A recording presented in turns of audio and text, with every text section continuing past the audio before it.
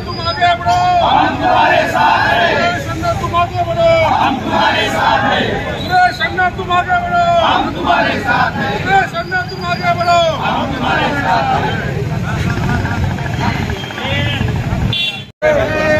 अन्यायाविरुद्ध लढा दिलाच पाहिजे, दिलाच पाहिजे। अन्यायाविरुद्ध लढा दिलाच पाहिजे, अन्यायाविरुद्ध लढा दिलाच पाहिजे। सुरेश अण्णांचा विजय असो, सुरेश अण्णांचा विजय असो। अण्णा तुम आगे बढ़ो, हम तुम्हारे साथ हैं। सुरेश अण्णा तुम आगे बढ़ो, हम तुम्हारे साथ हैं। सुरेश अण्णा तुम आगे बढ़ो, हम तुम्हारे साथ हैं। अन्यायाविरुद्ध लढा दिलाच पाहिजे, अन्यायाविरुद्ध लढा दिलाच पाहिजे। दादा जरंगेंचा विजय असो, दादा जरंगेंचा विजय असो। सुरेश अन्ना तुम आगे बढ़ो, हम तुम्हारे साथ हैं। सुरेश अन्ना तुम आगे बढ़ो, हम तुम्हारे साथ हैं। अन्यायाविरुद्ध लढा दिलाच पाहिजे, अन्यायाविरुद्ध लढा दिलाच पाहिजे। आकाला फाशी दिलाच पाहिजे। आकाच्या अंगाचं करायचं काय? काही मोठं काय? करायचं काय? काही मोठं काय? एक मिनिट मागे सर का फिरत मागे मागे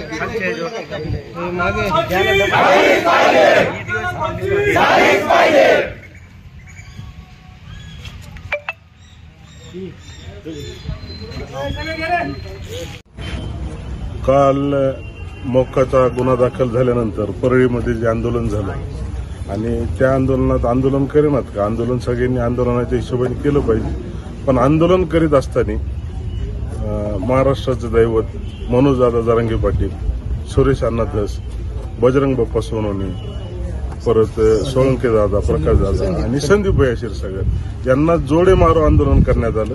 हे अशा चुकीच्या पद्धतीने आंदोलन केल्यामुळे आज आम्ही छत्रपती शिवाजी महाराज चौकामध्ये या 5ही लोकांचं दुग्धाभिषेक करून ते जोडे मारो आंदोलन त्यांनी जे केलं होतं त्या कारणामुळे आम्ही दुग्धाभिषेक केलं। आणि दुसरं पोलीस स्टेशनला यायचं कारण म्हणजे असं आरोपीवर मोक्का लावला, परत आरोपीला जे काय होईल ते कोर्टाने होणार आहे, पण असं विनाकारण त्या गुन्ह्याचं आणि हे असे आंदोलन करून ते तपास भरकवण्यासाठी हे जे प्रयत्न चालू आहेत त्याच्या विरोधात आम्ही हे त्यांच्यावर कारवाई करण्यासाठी पोलीस स्टेशनला निवेदन देण्यासाठी आलो।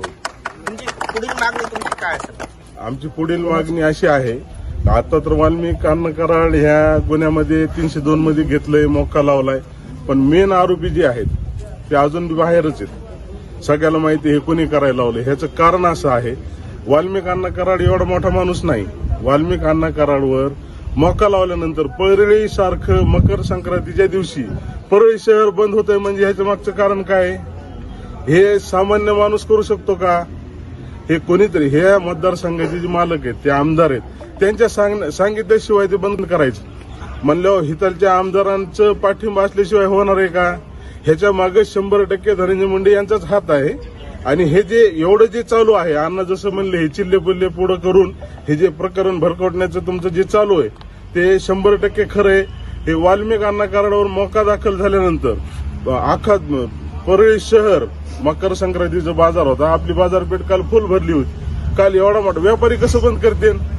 व्यापाऱ्यांवर बी जोर जबरदस्ती करून त्यांना बिचाऱ्यांना तिथं राहायचे, परळी शहर बंद करायला लावले। त्यामुळे प्रमुख आरोपी जे आहे त्याला जोपर्यंत या गुन्ह्यात घेत नाहीत तोपर्यंत हे असंच चालू राहणार। स्वर्गीय सरपंच संतोष देशमुख हे पूर्ण जिल्ह्याला परिचित होते, अत्यंत शांत मनमिळावू सरपंच होते। अशा सरपंचाची निघृणपणे हत्या करण्यात आली, ही अत्यंत निंदनीय गोष्ट घडलेली आहे। त्या सरपंचाला न्याय मिळवून देण्यासाठी आदरणीय सुरेश अण्णा धस आणि जिल्ह्यातील सर्व तमाम बहुजनवादी नेते प्रयत्न करत आहेत आणि त्या प्रयत्नाला यश येत आहे। परंतु या न्याय मिळवून देण्याच्या आंदोलनात प्रति आंदोलन परळी येथून सुरू केलेलं आहे ते अत्यंत चुकीचं आहे. अहो, तुम्ही न्याय देण्यासाठी प्रयत्न करा. जिथं न्याय देण्यासाठी नेते प्रयत्न करतात तिथं तुम्ही प्रति आंदोलन उभा करताय, हे अत्यंत निंदनीय आहे. परळी येथे काल जोडो मारो आंदोलन करण्यात आलं, अत्यंत चुकीचं आहे. हे बहुजनांचे नेते सुरेश अण्णा धस हे आंदोलन चालवत आहेत आणि आमची मागणी आहे या हत्येमध्ये जे जे कोणी सहभागी असतील त्यांना सनदशीर मार्गाने शिक्षा झाली पाहिजे. ही सगळ्या जनतेची मागणी आहे, बहुजनांची मागणी आहे. आणि त्या आंदोलनाच्या विरोधात परळीच्या आज येथे सर्व दुग्धविषयक आंदोलन करण्यात आलं.